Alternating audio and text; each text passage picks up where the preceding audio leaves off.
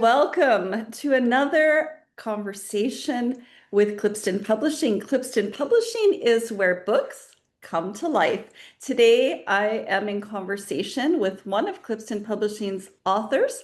She's debuting a new book, and everyone's very excited about it. Welcome to our conversation today, Terry. Thank you, Barbara.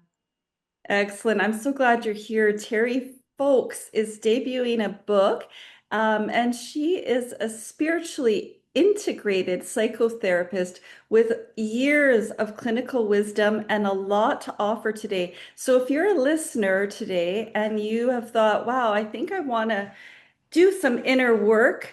I've never been to therapy, then perhaps this video is for you. And if it is, let us know in the comments. We want to hear from you in the YouTube feed. We want to know that you're with us and you're curious, and perhaps you are ready to step into a spiritual practice. Terry's book is called Another Spring, a Year of Self-Therapy and Spiritual Practices by Terry Folks. And I'm very curious, Terry, because it says here, in some of my pre-study that you begin each chapter with Dear Terry, Oh, so yeah. So what I did over the Dear Miss decades Terry. working, I'm mute.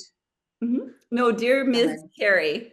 yeah, dear Miss Terry. And so what I did was I took all of the sort of themes and issues that come up regularly in Ah, my service to women, and I composed 12 letters, uh, each of them asking for help with a different issue.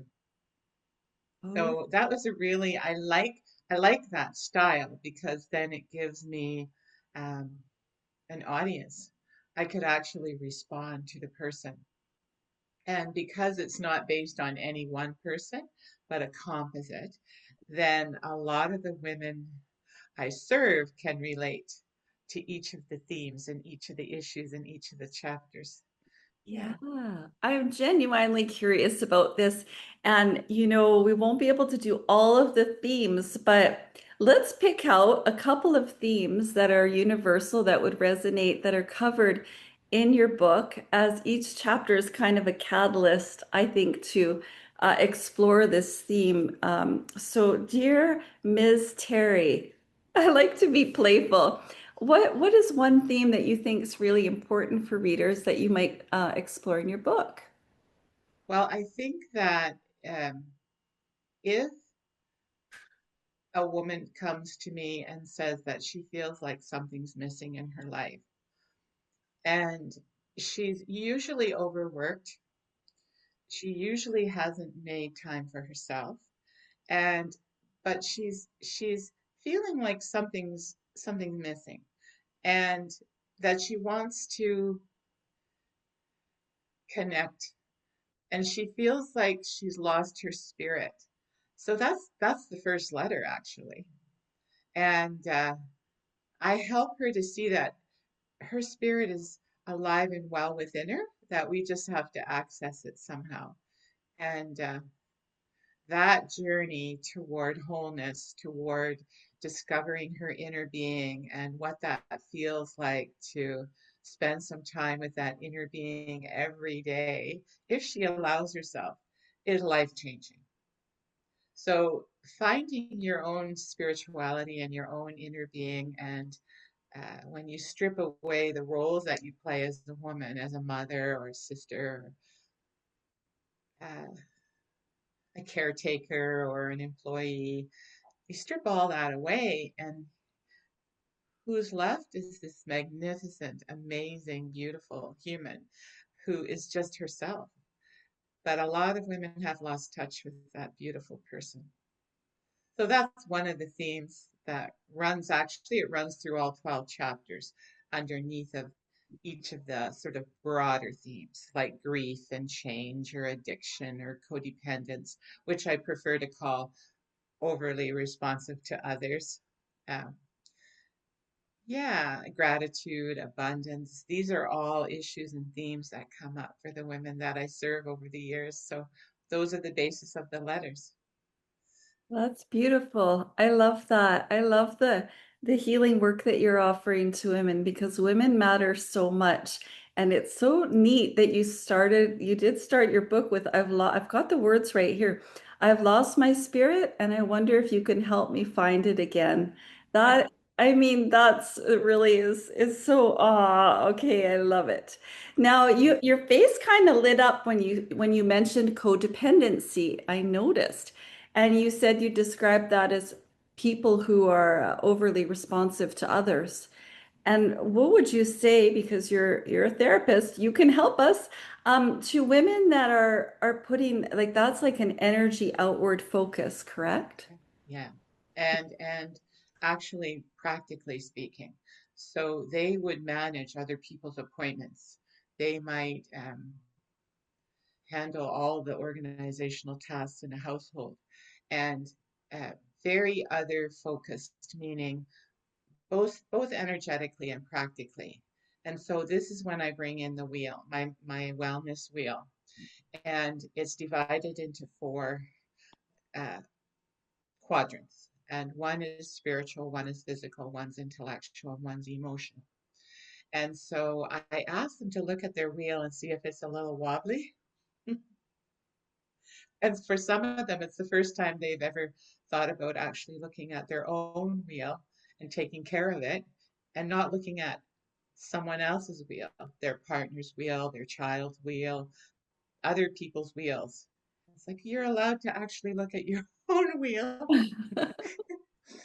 And that's what I mean by other focused. I'm writing another book right now, which is why I was lit up because I'm in the draft form of overly responsive to others. But I'm thinking about calling it disembodied because that's the hallmark of someone who's codependent or overly responsive to others. So one of the chapters in Another Spring focuses on that, but this other book is all that. So it's a holistic sort of somatic look at the reason why I'm thinking about calling it disembodied is because it's almost like you're not in your own body when you're overly responsive to others. So it's this sounds complex, but the way I write and the way I speak, there will be clarity. And that I think that's chapter 5 in another spring. Yeah. Okay.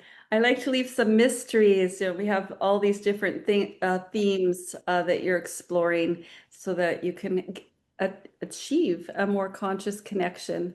And I think, yeah, I think it resonates because there's lots of women out there that aren't taking care of themselves and Mhm. are so outwardly focused. So that would be the chapter I would read. You've got some neat themes in your book because Another Spring also revolves around the four seasons. Is that true? Yeah. Well, I've been teaching and writing about the archetypal human year forever. I was a teacher for almost 3 decades, and I would design curriculum around the archetypal human year, meaning spring, summer, fall, winter, and another spring. So there are certain parts of our lives that are spring-like, that are refreshing and new and rebirth and starting again and beginning again. And then there's summer and maturity and heroism and trying on different sort of roles and characters. And then there's fall where we're, coming into the fruition or the harvest of all that we've learned. And then winter, which is suspended animation, it's dormancy, it's not death. And then another spring comes and we begin this whole process again. And so the book is designed that way. And I think the term, the words another spring really Hmm. offer hope, I think. Uh, I've had my own share of deep grief, and I support others in their grief process. And another spring, if we think of the seasons in nature as being sort of a mirror of our own process, then we can feel quite hopeful that even though it feels pretty dead in winter, it's only dormant and that another spring is coming. So it just feels really hopeful. Well, that's wonderful. I mean, it's important to have hope and it's to know that it's temporary.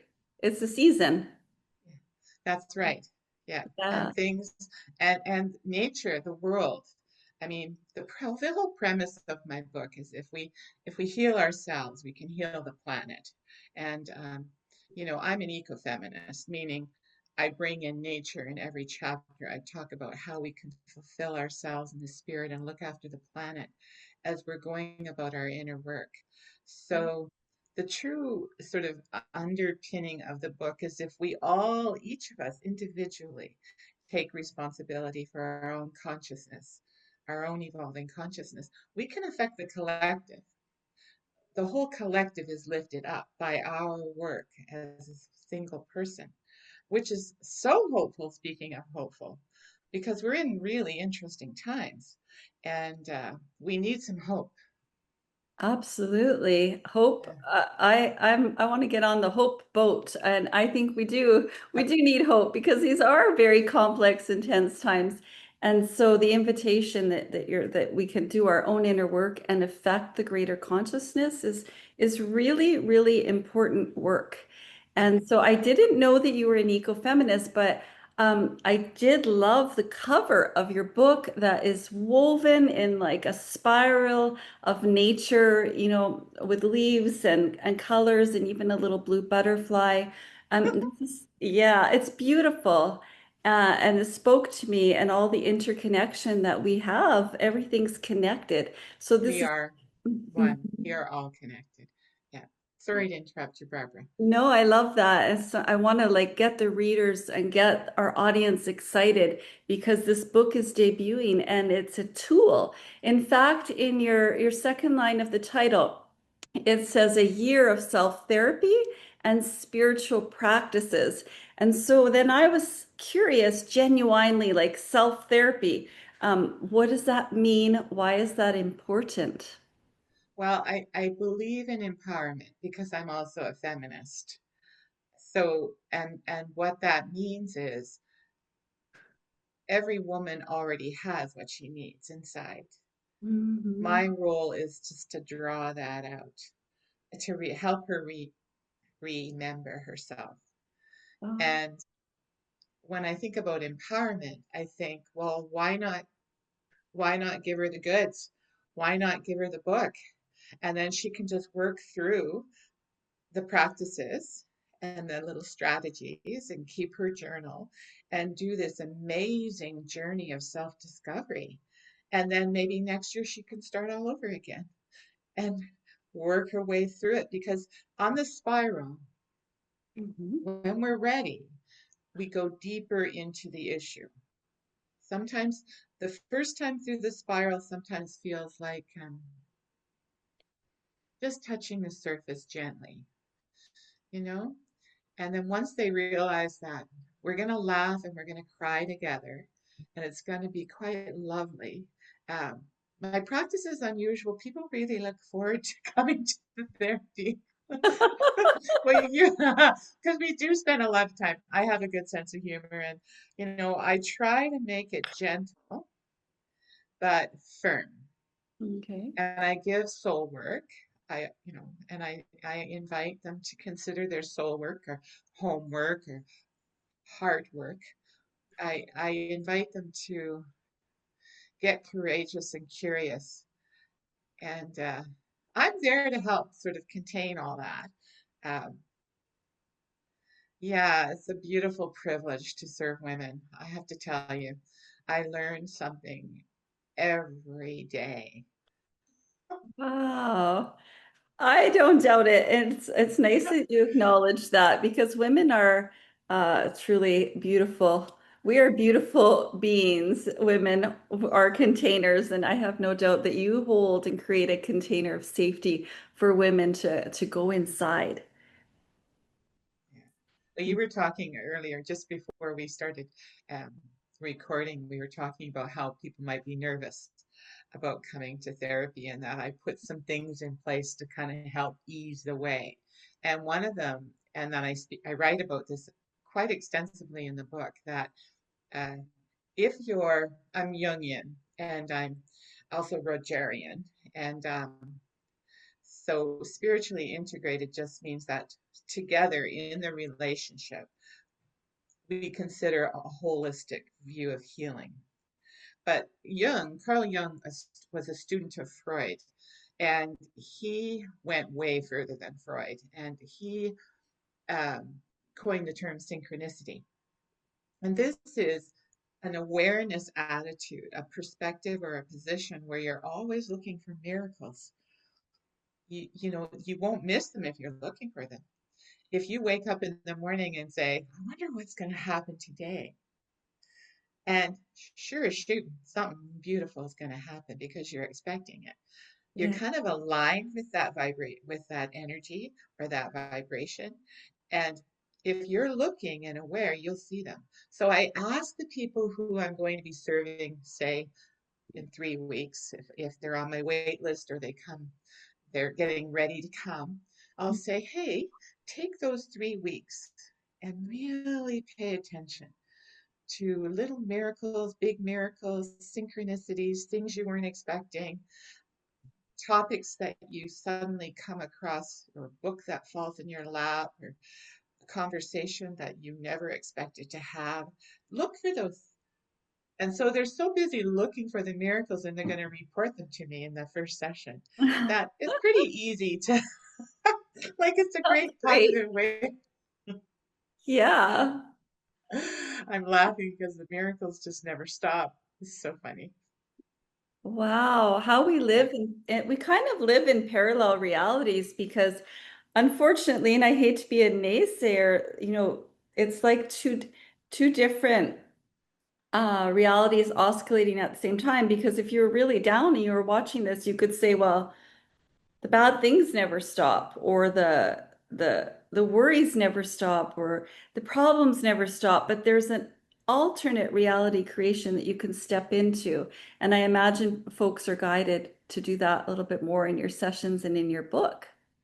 Well, to help them think about positioning. I Mhm. mean, I love Eckhart Tolle, and I sat satsang with him when he was first starting. He was at a local gymnasium, and when he wasn't even famous, and I just sat on the floor listening to him. And this was many, many years ago, and profoundly affected by his teaching that what's happening on the surface is just the surface. It's a situation. The real life is what's underneath, always unchanging. And so to sort of connect to that deeper presence, that deeper, ongoing, always there, perpetual beingness, while all this other stuff is happening on the surface.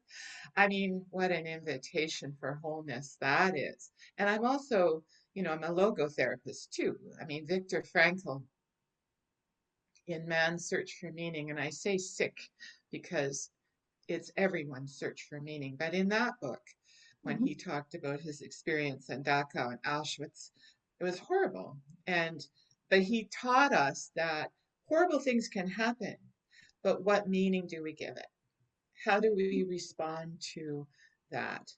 So his story about giving the last of his crumbs from his pocket to a fellow prisoner whom he knew was going to the ovens. He wouldn't let the Nazis take his spirit from him. And he designed a form of therapy called logotherapy, which is where we work together to find meaning in, yeah, there's troubling times. Those problems we have problems in life. I'm not talking about a flaky kind of out there woo woo. I'm a clinician first and foremost. Mhm. So, but I do believe if we access our spirit, we're accessing amazing resources for healing and growth that we shouldn't really be ignoring that resource because it's who we are. Is Yeah. this making any sense, Barbara? I just wanted to confirm for you that it's landing really well, and I'm sure it's landing really well with those listening as we collapse timelines because your practice has a lot. This is clinical, but it's integrated with spirituality. Is Uh, that fair to say? yeah, Yeah. yeah. Well, what I found in my master's programming was there was no course called spiritually integrated psychotherapy. And I'm not a complainer. Anyone who knows me knows I don't whine for long. I mean, if I see a change needs to happen, I make it. So I wrote a curriculum for MA candidates, spiritually integrated psychotherapy, because it wasn't there. So I thought, okay, I'll write it. Okay, well, that really answers a question for me because when I read that, I wasn't familiar with that term, and it's very beautiful. And so you good for you. I mean, I think this is it was a term that I wasn't familiar with, so it makes more sense now that you've explained it. And everything you're saying makes a lot of beautiful, beautiful sense. So I think this is an important book for people to read right now. It's like a tool book, it's a guide in complicated times. If someone was to enter into sessions with you or do a year of self-therapy, how what would be some indicators that okay, this is working? Like how are they going to notice that in their own in their lives, in their body? Yeah. To That, and it's interesting you say in their bodies when you ask that question, because that's usually the first difference. I mean, the work is subtle, but it's profound. When you do it, as soon as you enter that pathway, everything kind of opens up and there's flow. Again, that's Jungian. Um, so you're saying yes. You're saying bring it on. I want to heal. Well, that attitude changes everything.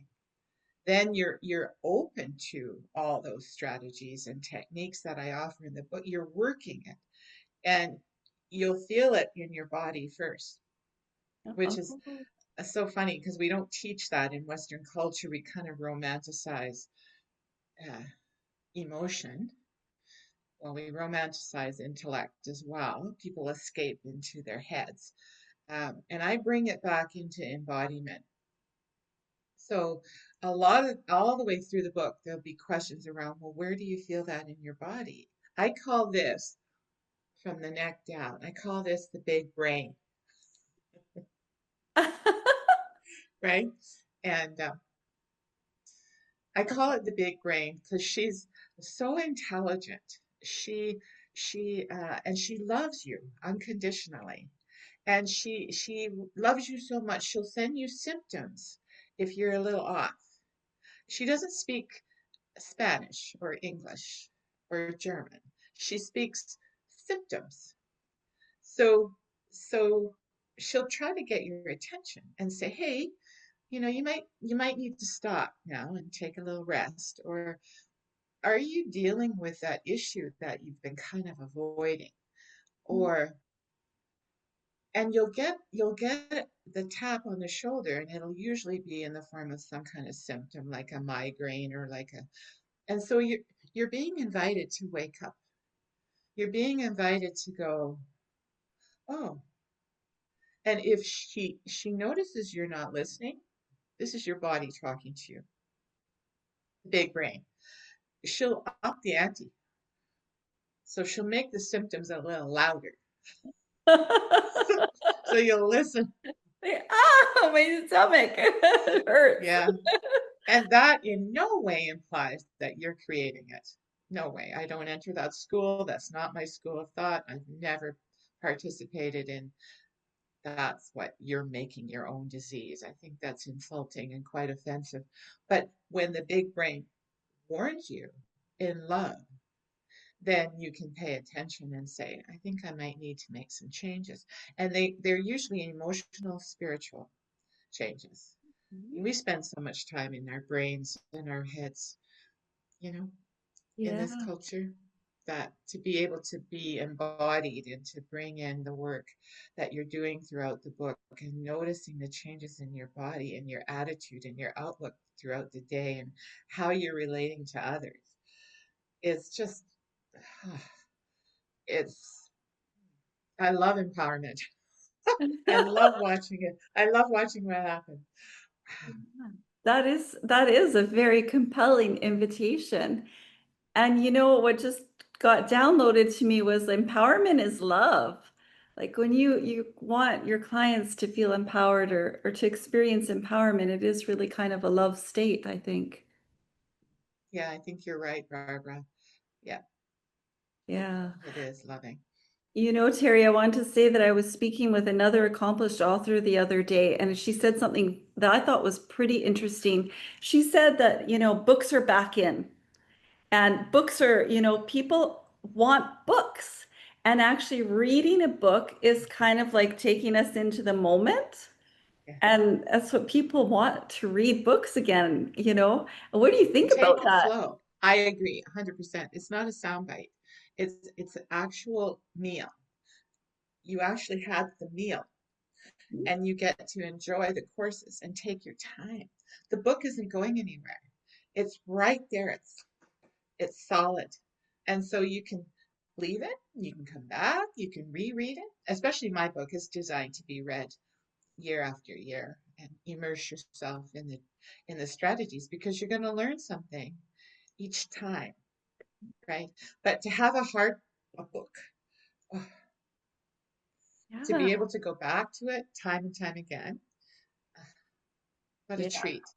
Yeah, Yeah. I'm with you 100%, and with that person you were speaking to. hmm It's like a mindfulness practice. A friend, and you can read Terry's book for those listening every year, a year-long journey of healing and self-inquiry and compassionate love. Terry, I think this is the ideal place for us to close because virtual time always goes really, really fast. But thank you so much for being in conversation today with us at My Clipston. pleasure. I love talking about this. Yeah, it's my absolute pleasure. Barbara, you've been a great host. Thank you. I've loved our conversation and I hope it resonates out there, it impacts our world. I encourage everyone to order Terry's book. Order your book. I'll be ordering my copy, and Clipston Publishing can't wait to debut it in the very near future.